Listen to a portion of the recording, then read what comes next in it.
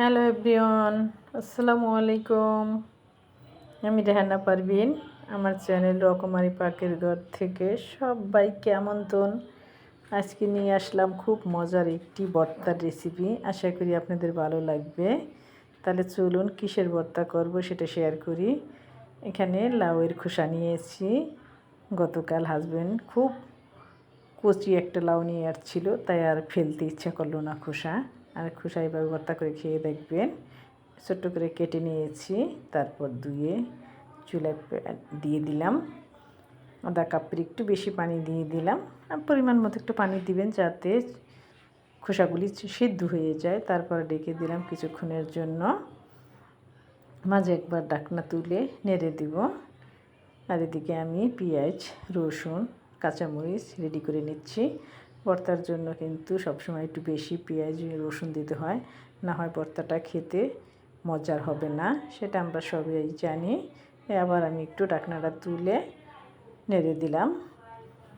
তারপর নামিয়ে নিয়েছি। হাফ সিদ্ধ হয়ে যাওয়ার পর ফ্রাই প্যানে সরিষার তেল দিয়ে শুকনো মরিচগুলি কাঁচামরিচগুলি দিয়ে দিলাম। মরিচটা একটু ভেঙে দিবেন, অনেক সময় তেলের ভিতরে কাঁচামরিচ দেওয়ার পর কিন্তু ফুটে গায়ে লেগে যায়, সেজন্য একটু ভেঙে দিবেন, তাহলে আর ফোটার ভয় থাকবে না। তাই যে একটু নেড়ে দিয়ে দেবো পেঁয়াজ, রসুন।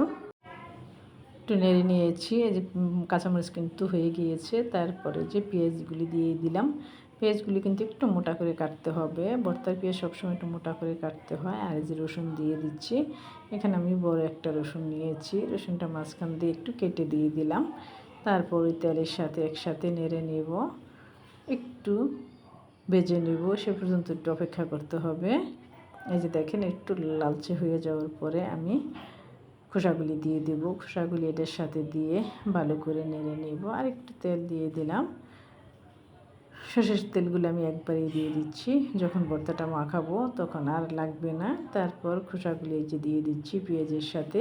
এবার ভালো করে নেড়ে নেব। আশা করি আপনাদেরকে ভিডিওটি ভালো লাগবে। যারা ভর্তা প্রেমিক তাদের খুব ভালো লাগবে।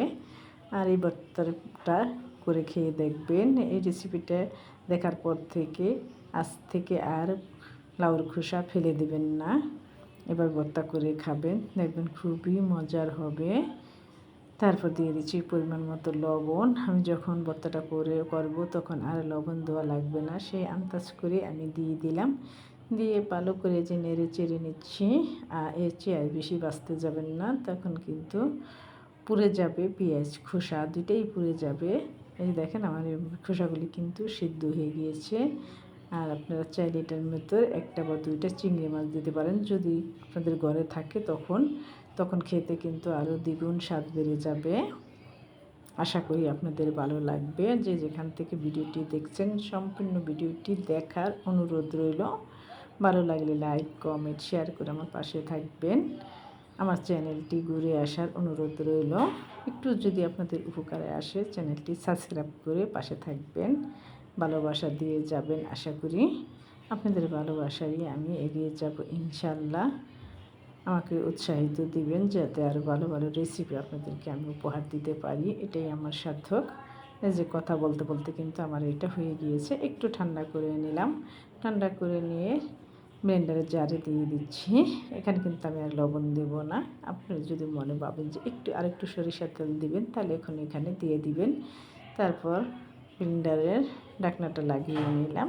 এই যে ব্লেন্ড করে নিয়ে চলে আসলাম। এই যে দেখেন ভর্তাটা কত সুন্দর হয়েছে, আর খেতে কিন্তু দুর্দান্ত হয়েছিল। আজকে বিদায় নিচ্ছি। আল্লাহ হাফেজ।